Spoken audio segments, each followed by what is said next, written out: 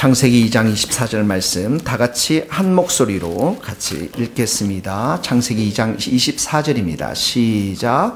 이러므로 남자가 부모를 떠나 그의 아내와 합하여 둘이 한 몸을 이룰지로. 다시 한번 읽겠습니다. 이러므로 남자가 부모를 떠나 그의 아내와 합하여 둘이 한 몸을 이룰지로다. 아멘.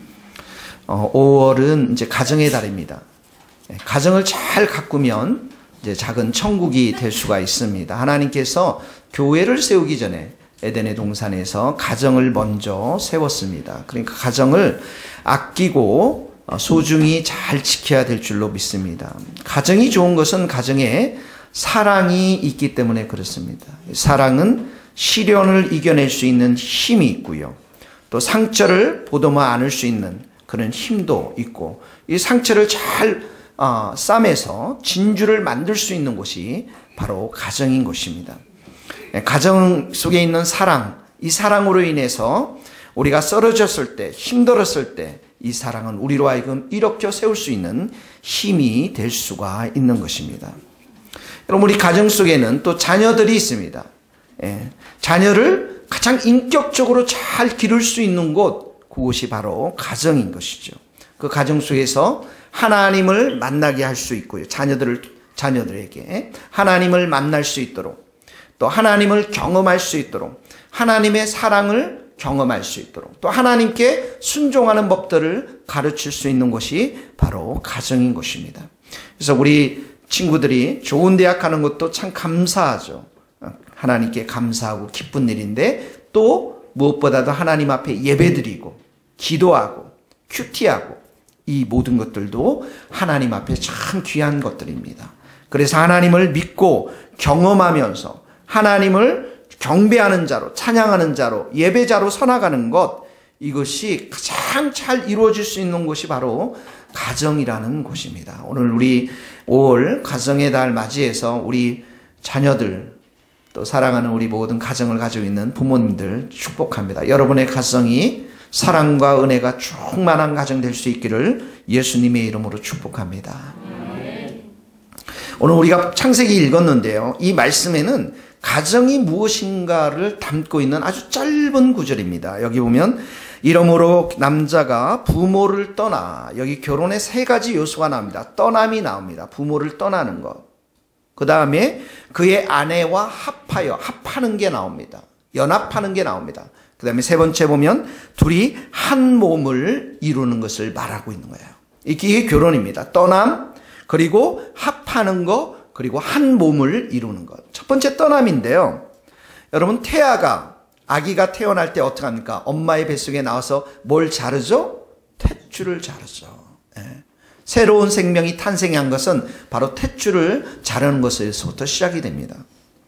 가족도 마찬가지입니다. 여러분, 새로운 가족을, 우리가 결혼하고 새로운 가족을 이렇게 세워나갈 때 첫 번째로 해야 될 것이 뭐냐면 부모님의 가정으로부터 분리하는 것을 말하는 것이에요. 떠나는 거예요. 무엇으로부터 떠납니까?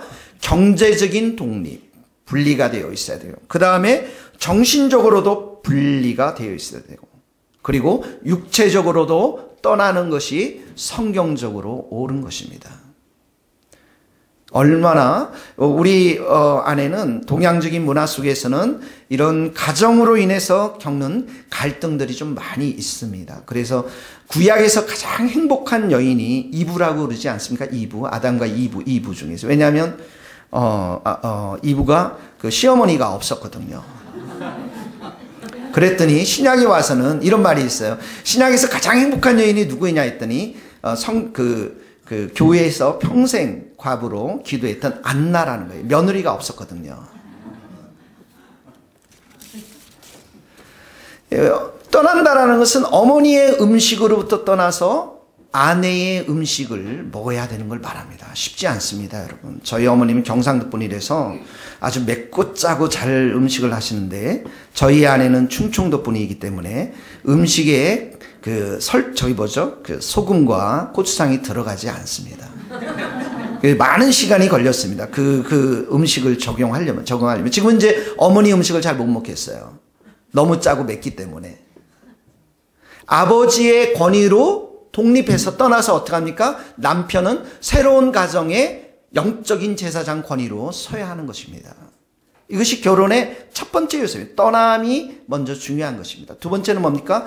그의 아내와 합한 걸 말하는 것이에요. 아내와 합한다. 그러니까 사랑이라는 것, 사랑, 이 한 사람에게만 주겠습니다. 이런 의미입니다.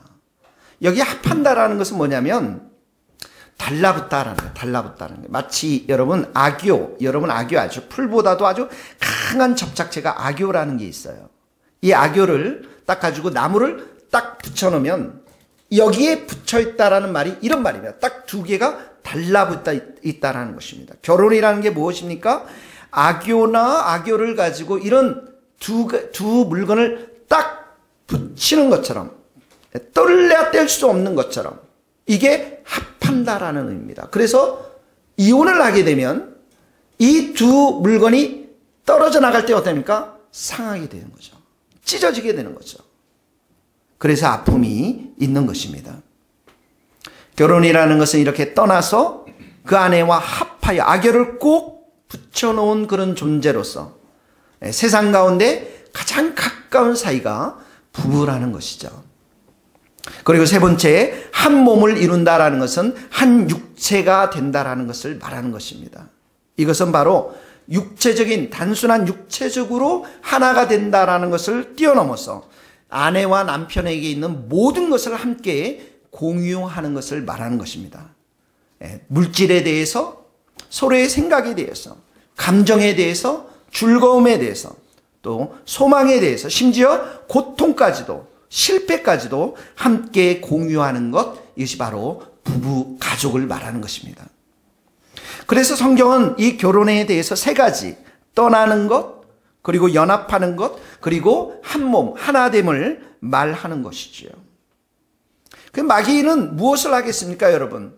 이 부부 사이를 갈등하게 하고, 싸움하도록 하고, 그리고 불화시키고, 분열시키고, 가정을 파괴시키는 것, 이것이 바로 마귀의 역사인 것입니다.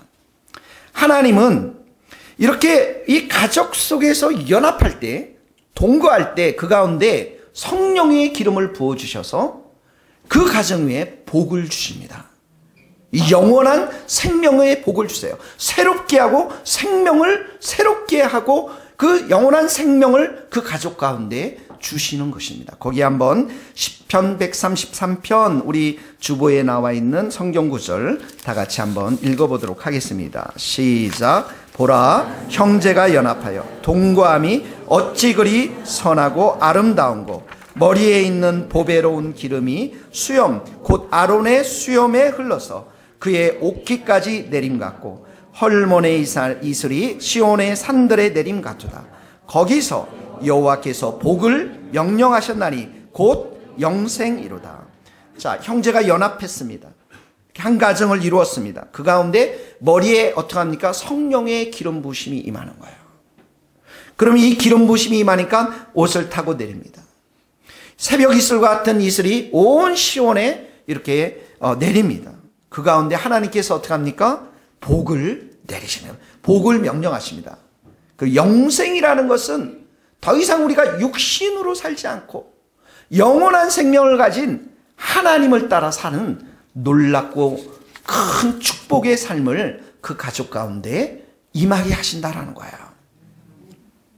그래서 여러분, 아내와 관계가 좋고 화목할 때는, 또 남편과 관계가 좋고 화목할 때는 인생이 정말 아름답습니다. 그 가운데 하나님의 임재와 축복과 하나님의 성령의 기름 부심을 우리가 경험할 수가 있는 것이죠. 그런데 아내와 남편 관계가 싸움과 갈등과 분열이 있으면 너무나도 어렵습니다. 우리의 영적인 생명력을 고갈시키기도 합니다. 그래서 정말 우리 성경에는 아무리 좋은 음식이 있다 할지라도, 아무리 좋은 제육볶음, 고기가 있다 할지라도 그 집이 싸우면 차라리 마른 한떡 조각 있는 집이, 화목하는 집이 훨씬 낫다라고 성경 기록하고 있습니다. 살진 한우소, 우리가 왕창 먹고 잘 살더라도 서로 미워하는 것보다는 차라리 상치와 같은 야채를 먹으면서 서로 사랑하는 게 훨씬 좋다라고 성경은 기록하고 있습니다. 거기 한번 읽어봅시다. 잠언 15장 17절 채소를 먹으며 시작. 채소를 먹으며 서로 사랑하는 것이 살진 소를 먹으며 서로 미워하는 것보다 나으니라. 마른 떡 한 조각만 있고 화목하는 것이 제육의 집이 가득하고 다투는 것보다 나으니라. 여러분 축복합니다. 채소를 많이 드시길 축복합니다. 채소도 드시고 한우도 드셔서 더 정말 사랑과 화목함이 충만한 여러분들 집이 되시기를, 가정이 되시기를 축복합니다. 여러분, 우리가 가정을 세우는데 이 가정은 마치 집을 만드는 것과 마찬가지예요. 집을, 아름다운 집을 짓는 건데 이 집에는 터가 중요해요. 이 터. 그리고 터를 잘 닦은 다음에 기둥을 4개를 세워야 됩니다. 그래서 오늘 이 시간에 한 2개, 기둥 2개 정도 말씀해 드리고 다음 주에는 2개 정도 더 기둥에 대해서 이야기할 것입니다. 가정을 세우는데 가장 중요한 것은 터인데 터를 제대로 닦지 못하면 불완전하고 아주 건물 자체가 혼란스러울 때가, 약할 때가 많이 있습니다. 가정을 세우는데 그 터를 누구 위에 세워야 하냐면 예수님 위에 세워야 합니다. 예수님이 우리 가정의 터가 되는 것이에요. 그리고 그 예수님이 터 위에 우리는 그 예수님께 순종하면서, 예수님을 바라보면서, 믿음의 주여 온전케 하시는 예수님을 바라보면서, 아내도 예수님을 바라보고, 그리고 남편도 자녀들도 예수님을 바라보면서 우리 가정의 터가 예수님이심을 우리가 선포하면서 그 예수님께 순종해 갈 때 그 가정은 튼튼한 가정, 아름다운 가정이 될 수가 있는 것입니다. 거기 고린도서 3장 11절 읽겠습니다. 이 닦아 시작. 이 닦아둔 것 외에 능히 다른 터를 닦아둘 자가 없으니 이 터는 곧 예수 그리스도다. 터가 예수 그리스도라는 것은 우리의 삶의 주인이 되시는 분이 예수님이시라는 거예요. 더우시면 에어컨을 좀 켜서도 좋은 것 같아요. 가운데쯤에. 여러분, 우리가 예수님을 믿을 때 항상 얘기하지만 내가 예수님을 믿을 때는 2가지 큰 의미가 있다고 그랬어요. 하나는 뭡니까? 그렇게 틀면 난방이 될 수 있는 냉방이라는 거 잘 보시고, 난방 틀어놓으면 냉방 한 22도 정도. 자, 우리가 예수님을 영접했을 때는 예수님이 어떻게 우리의 세이비어, 구원자가 되십니다. 동시에 어떻게 합니까? 우리의 왕이 되시고 주가 되시는 거예요. 그러니까 우리가 가정을 예수님의 터 위에 세웠다라는 것은 예수님이 우리의 왕이 되시고 주가 되신다라는 것입니다. 우리 가정 생활의 모든 처음과 끝이 예수님이 주인이 되시고 반석이신 예수님이 통해서만 이 가정이, 이 집이 든든하게 세워져 나간다라는 것입니다. 그래서 예수님의 터 위에 4가지 기둥을 세워야 하는데 첫 번째는 뭐냐면 따라해서 사랑. 2번째는 뭐냐면 신뢰. 세 번째는 존중. 4번째는 이해. 이 4가지의 기둥이 가정 속에서 가장 중요합니다. 여러분의 집의 기둥들을, 가정의 기둥들을 한번 살펴보세요. 첫 번째 기둥이 뭐라고요? 사랑입니다. 사랑. 연합해서 한 몸을 이루는 가정을 경험하려면 우리의 마음이 하나님의 사랑의 마음, 조건 없는 사랑으로 충만히 임해야만 합니다. 여러분, 우리 육으로는 더 이상 살 수가 없습니다.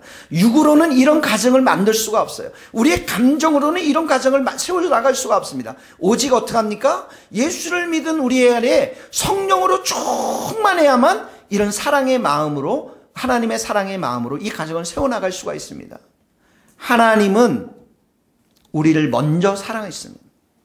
하나님은 말로만 혀로만 사랑한 것이 아니라 목숨을 다 사랑하는 아들 예수님을 통해서 우리에게 주셔서 사랑이 무엇인가를 먼저 가르쳐 주신 분이십니다. 거기 한번 요한일서 3장 16절 그가 우리를 시작. 그가 우리를 위하여 목숨을 버리셨으니 우리가 이로써 사랑을 알고 우리도 형제들을 위하여 목숨을 버리는 것이 마땅하니라. 우리가 사랑하면 그가 먼저 우리를, 여기 보면 이로써라는 단어가 제일 중요해요. 이로써. 우리는 사랑을 모릅니다. 우리의 사랑은 이기적입니다. 너가 나에게 떡볶이를 사줬니? 그럼 내가 사줄게. 매우 이기적입니다. 매우 계산적입니다. 근데 하나님은 어떻습니까? 우리가 원수 되었을 때, 죄인 되었을 때 사랑하는 아들을 우리에게 주신 분이십니다. 그래서 우리는 이로써 사랑의 의미를 깨닫게 된 자들이란 거예요. 여기 보면 우리가 사랑하면 그가 먼저 우리를 사랑했기 때문에 우리는 하나님의 사랑을 충만히 받을 때에만 우리 아내와 남편을 사랑할 수가 있는 것입니다. 우리는 종종 이런 하나님의 사랑을 약간 모방해서 어머니의 사랑 속에서 우리가 경험할 수가 있는 것이죠. 여러분, 왜 어머님께 또 아버님께 많은 잘못들을 하지 않지 않습니까? 그럼에도 불구하고 어떻게 합니까? 부모님들은 늘 우리를 한결같은 사랑으로 사랑해 주지 않습니까? 이 부모님의 사랑도 어떻게 보면 조건적일 때가 있고요. 네가 공부를 잘하면, 또 어떨 때 보면 일시적이고 제한적일 때가 있지만 하나님의 사랑은 어떻게 합니까? 영원합니다. 모든 것을 믿으며 여러분의 인생을 믿어주고 격려해주고 모든 것을 소망하며 바라며 절대로 여러분들을 저주하거나 낙심하거나 우울하게 하지 않고 모든 것을 인내하면서 기다려주는 사랑이 바로 하나님의 사랑인 것입니다. 여러분, 우리는 부부 생활을 이렇게 해보니까 부부 생활을 하는데 서로의 관계 속에서 옳고 그름을 서로 증명해내는데 많이 싸우고 있습니다. 사실 내 자신의 주장과 내 이름을 좀 버리고 상대방을 좀 붙잡아주고 세워줘야 되는데 오히려 우리 자신의 이름과 우리 자신의 주장을 붙잡고 상대방을 버릴 때가 많습니다. 이 휴일날 여러분들 부부 사이에서 얘기할 때 이 휴일날 이렇게 많은 사람들이 차를 가져가는데 설악산 가면 안 된다고요 얘기하지 않습니까? 설악산 지금 사람들이 얼마나 많은데 근데 차를 타고 진짜 경춘선을 가보니까 차가 진짜 많은 거예요. 그러면 뭐라고 말합니까? 역시 내 말이 맞지? 네, 항상 우리의 대화가 옳고 그름으로 판단을 하고 있습니다. 그러면 그 말을 들은 아내는 뭐라고 말했어요? 그래서 어쩌라고요? 당신은 지난번에 3번이나 틀렸잖아요. 이 논쟁하는 부분이, 대화의 부분이 서로의 부족한 것을 이렇게 보완하는 것이 아니라 이 게임에서 누가 누가 옳냐, 옳으냐, 누가 그러냐를 서로 경쟁하는 것입니다. 여러분, 사람을 변화시키는 힘이 어디에 있다고 생각합니까? 사람을 변화시키는 힘은 사랑에 있습니다. 끊임없이 관대하게 대해주고 용서하고 이해하는 데 있지 비판과 정죄와 판단에는 사람을 변화시킬 수가 없는 것입니다. 한번 여러분 배우자와 함께 길을 걸을 때 아니면 차를 타고 할 때 우리가 얘기하지 않습니다. 배우자는 왼쪽으로 가야 됩니다. 남편은 어떻게 합니까? 오른쪽으로 가야 됩니다. 그럴 때 우리의 의견들을 좀 내려놓고 서로의 배려하고 이해하고 친절하게 대하고 그 상대방의 의견들을 받아준다면 이런 사랑이 그 사람을 변화시킬 수 있는 힘이 되어진다는 것입니다. 여러분들이 만나고 싶어하는 사람들이 있죠. 할렐루야. 그 사람이 여러분 제가 되기를 축원합니다. 여러분, 우리가 만나고 싶은 사람이 있어요. 그 사람 만나면 어떻게 해요? 힘이 나요. 막 즐겁고 새로운 도전도 생기고 막 용기가 솟아나고. 근데 여러분들이 만나고 싶어 하지 않는 사람이 있어요. 나를 우울하게 빠지게 하고 칭찬은 고사하고 늘 짜증내고 늘 부정적인 말 하고 그래가지고 되겠냐고 힘들게 하고.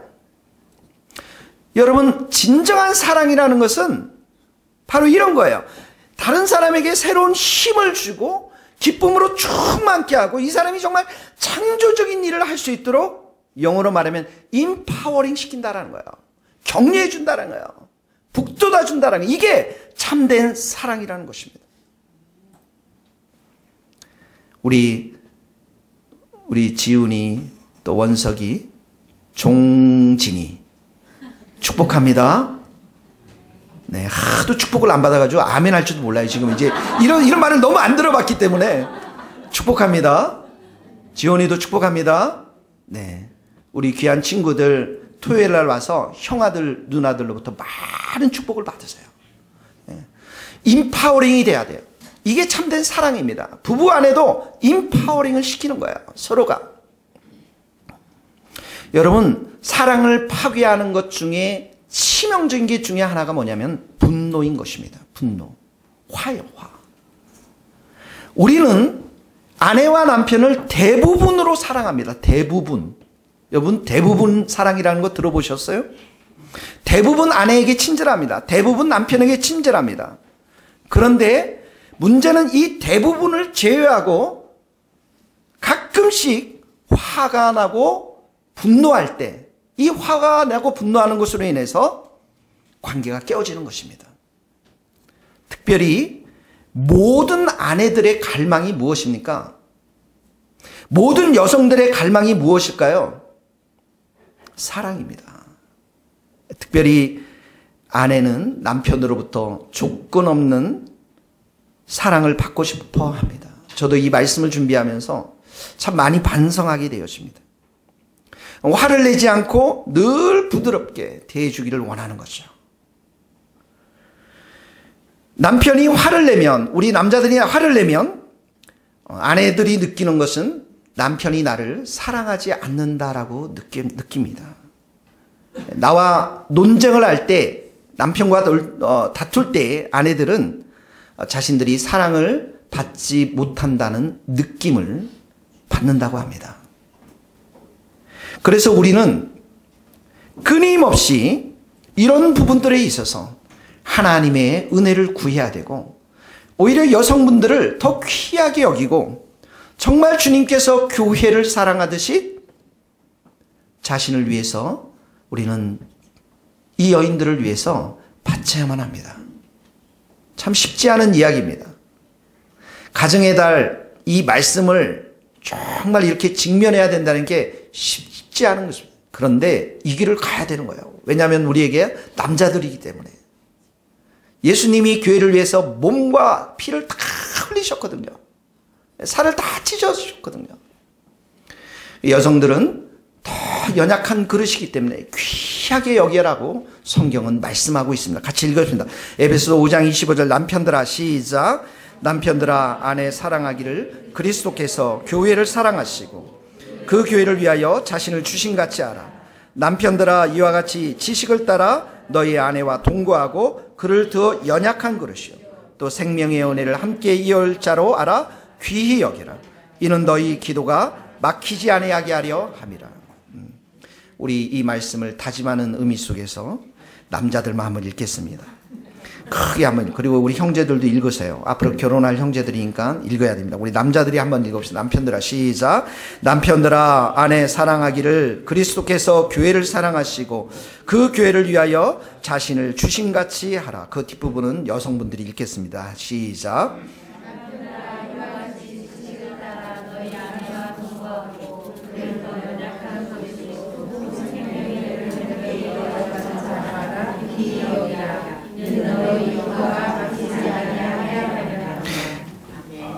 그리스도께서 교회를 사랑하듯이. 이게 목표입니다. 또 하나는 연약한 그릇이라는 거예요. 그리고 귀하게 여겨라.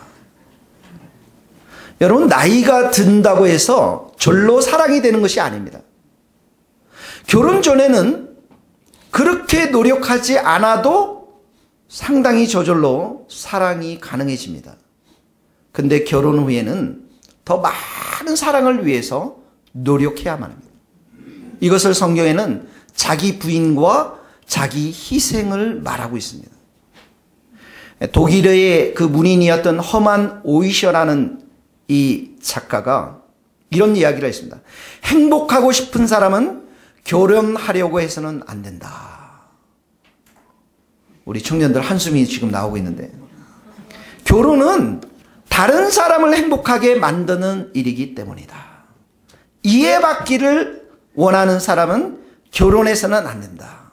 결혼은 상대방을 이해해 주는 일이기 때문이다. 평생을 금슬이 좋게 지내왔던 할아버지 할머님이 계셨습니다. 이 할머님이 아내가 남편으로부터 상처를 많이 받고 평생을 지냈습니다. 마침내 할아버님께서 돌아가셨습니다. 할머니, 아내 되시는 할머님은 새로운 인생을 살게 되었구나. 너무 속으로는 기뻐하셨습니다. 그리고 장례식 날 관을 이렇게 밧줄로 메어서 이렇게 장례식장을 향해서 이제 가다가 조심해서 이 관을 잘 들어야 되는데 이 관을 들고 밧줄을 묶고 가다가 그냥 그만 기둥에 부딪혔는데 그 충격으로 할아버지가 살아나셨습니다. 10년 동안 다시 살아나서 또 그 할머니가 힘든 결혼 생활을 또 했습니다. 10년 후에 돌아가셨는데 또 장례식장이 또 돼서 관을 들고 왔는데 할머님이 외쳤습니다. 기둥 조심하라. 그리고 무덤에 가셔서 관 뚜껑을 땅속으로 해가지고 묻었다고 합니다. 다시는 나오지 말라고. 여러분, 결혼이라는 것은 이런 것이 아닙니다, 여러분.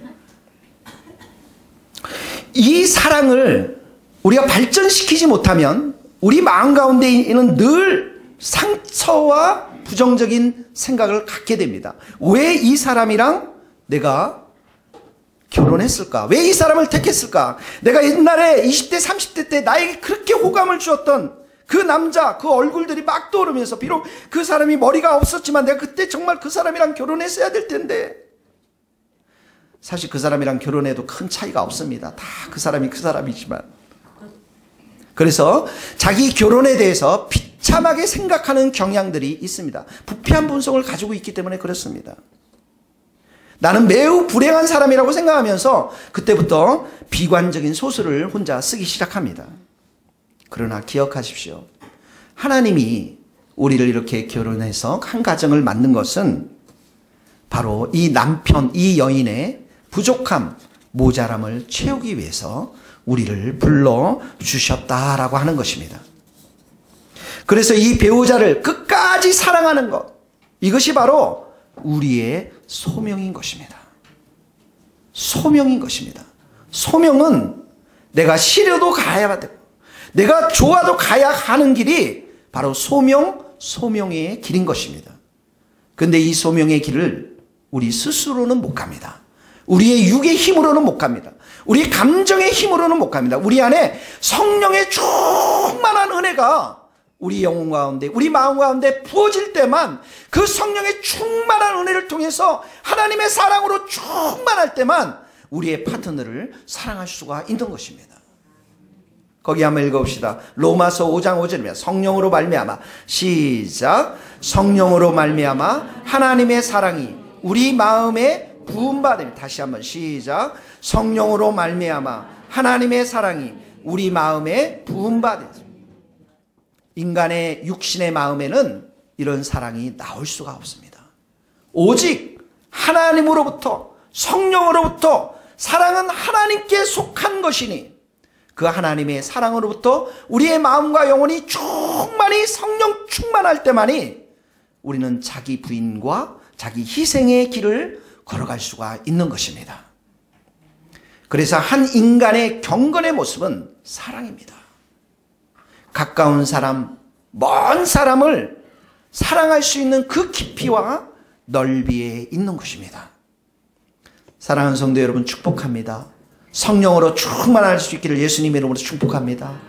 여러분의 머리와 마음 가운데 이 시간에 하나님의 영으로, 성령으로 충만히 임해서 가까운 사람들을 향한 미움의 마음, 부정적인 마음, 슬픈 마음들이 다 사라지고 사랑으로 충만할 수 있기를 예수님의 이름으로 축복합니다. 첫 번째는 사랑의 기둥이고 두 번째의 기둥은 뭐냐면 신뢰입니다. 신뢰. 신뢰를 쌓으려면 시간이 필요합니다. 신뢰라는 것은 상대방을 믿고 의지하는 것을 말하는 것입니다. 그래서 이 신뢰가 쌓아지려면 정직해야 됩니다. 부정직한 것은 이 신뢰를 무너뜨리게 하는 것이죠. 여러분, 신뢰라는 것은 깨지기가 매우 쉽습니다. 부정직해버리면 깨지는 거예요. 근데 또한 이 신뢰라는 것은 시간이 필요합니다. 긴 시간이 필요합니다. 깨진 신뢰를 특별히 회복하기 위해서는 많은 시간이 필요합니다. 그 과정 속에는 용서와 인내가 필요한 것입니다. 여러분, 상대방을 내가 용서하는 것과 신뢰를 회복하는 것은 다릅니다. 제가 한 예를 들어보겠습니다. 남편이 외도를 해서 아내가 큰 배신감을 느꼈다고 생각해 봅시다. 남편이 자기가 외도한 것을 회개합니다. 아내에게 진심으로 용서를 구합니다. 아내는 용서했습니다. 그런데 저절로 신뢰감이 생기는 게 아닙니다. 다른 여성이 이 남자와 함께 대화하는 것을 볼 때 이 아내는 옛 상처를 떠올리게 됩니다. 그래서 신뢰를 회복할 때는 시간이 걸립니다. 남편은 더 충실해야 되고 더 믿음직스럽게 모습을 계속 보여줘야만 하는 것이죠. 여러분, 한번 생각해 보세요. 어떤 친구에게 내가 1,000만 원을 빌렸습니다. 그 1,000만 원을 빌렸는데 제가 그 1,000만 원을 잃어버렸어요. 그래서 친구에게 갔습니다. 제가 폴에게 1,000만 원을 빌렸어요. 폴에게 가서, 폴아, 미안하다. 그 1,000만 원이 어디에 있는지, 너 이 1,000만 원은 결혼 자금이라는 내가 알고 있는데 그 1,000만 원이 어디 있는지 모릅니다. 제발 용서해달라고 했더니 폴이 이제 용서를 합니다. 그래, 목사님이니까 거짓말 안 하겠지. 용서를 했습니다. 그리고 나서 제가 또 얘기합니다. 폴, 그러면 지금 용서해 줬으니까 다시 1,000만 원 좀 빌려줄래? 그럼 절대로 폴이 1,000만 원 빌려주지 않습니다. 왜 그렇습니까? 신뢰가 깨졌기 때문에 그렇습니다. 그래서 폴이 그래도 착하니까 이렇게 얘기하는 거예요. 목사님, 1,000만 원은 좀 힘들고요. 일단 10,000원 빌려가세요. 10,000원. 작은 것에부터 어떻게 해요? 신뢰를 쌓아가게 하는 것이죠. 성경도 마찬가지입니다. 지극히 작은 것에 충성된 자가 큰 것에도 충성되고, 지극히 작은 것에 불의한 자는 큰 것에도 불의하느니라. 여러분, 작고 하찮아 보이는 문제들 무시하지 마십시오. 하나님이 여러분에게 작은 것 맡긴 것 무시하지 마십시오. 저도 이 세교회를 하지만 정말 전심으로 다 하고 싶어요. 하나님이 인정해 주시면 되잖아요. 어제 우리 중고등부 친구들이랑 우리 청년들 전도사님들 한 10명이 모였어요. 다음 세대를 살리자. 다음 세대. 그랬더니 우리 중고등부 딱 2명 왔어요. 지훈이하고 그다음에 채연이. 근데 1시간 동안 찬양을 하니까 얼마나 우리 김현승 전도사는 찬양을 잘합니까? 홍현진 전도사는 찬양을 얼마나 잘해요. 그리고 또 그룹으로 흩어져 가지고 우리 폴 선생님, 영어 선생님 진짜 열심으로 막 발음을 교정시키고, 특히 그 조가 제일 좀 영어가 좀 떨어졌거든요. 김현성 전사님도 좀 힘들고 영어가. 근데 정말 수준급으로. 또 우리 미소자매도 호주에서 공부해 왔잖아요. 그러니까 열심히 했지만 또 박지준 사는 공부가 좀 떨어지니까 다 못 외웠어요. 또 김은총 전도사님은 또 따갈로 영어거든요. 필리핀 영어. 그쪽에 동민지하고 또 얼마나 열심히 했는지 몰라요. 저는 이 작은 것이 앞으로 크게 될 줄로 믿습니다. 찬양의 집이 되고 이들에게 영어를 가르치고 해외로 나갈 수 있도록, 선교로 나갈 수 있도록 길을 열고, 그리고 이들의 진로와 소명을 놓고서 앞으로 길을 갈 수 있도록 저는 그런 꿈과 비전들이 이 작은 모임에서부터 일어나게 될 줄로 믿습니다. 작은 것에서부터 우리가 신뢰를 줘야 되는 거예요. 그러면 하나님이 우리에게 큰 것으로 맡기게 될 줄로 믿습니다. 여러분, 신뢰는 친밀한 관계로 우리를 인도합니다. 친밀한 관계는 이 신뢰를 통해서 형성할 수가 있는 것입니다. 그래서 결혼과 교회에서 서로 신뢰할 때 우리 안에 어떻게 합니까? 친밀한 인격적인 사랑과 관계가 넘쳐나게 되는 것입니다. 사랑하는 성도 여러분, 하나님께서 우리를 하나되게 이곳으로 불러주셨습니다. 어떻게 해야 됩니까? 그 하나됨을 힘써 지켜야 됩니다. 힘써야 합니다. 저도 힘써야 되고 여러분 모두가 힘써야 됩니다. 서로 겸손하고 서로 온유하고 서로 오래 참고 서로 용납하면서 이 신뢰감을 점점점 쌓아갈 때 하나님의 시간에 우리 교회를 통해서 놀라운 일들을 행하실 줄 믿습니다. 에베소서 4장 2절 읽어봅시다. 모든 겸손과 시작. 모든 겸손과 온유로 하고 오래 참음으로 사랑 가운데 서로 용납하고 평안이 매는 줄로 성령이 하나 되게 하신 것을 힘써 지키라. 아멘. 오늘 말씀을 마무리하겠습니다. 가정의 달입니다. 우리는 부모님으로부터 떠나서 새로운 가정을 세웁니다. 연합하고 한 몸을 이뤄서 가정을 세웁니다. 그 터는 예수님이십니다. 그리고 우리는 4개의 기둥을 세워나가야 됩니다. 오늘 첫 번째 기둥은 사랑이었고 두 번째 기둥은 신뢰였습니다. 그런 가정들이 다 될 수 있기를 예수님의 이름으로 축원합니다. 기도하시겠습니다. 이 시간에 여러분 가정을 좀 생각하면서 하나님 아버지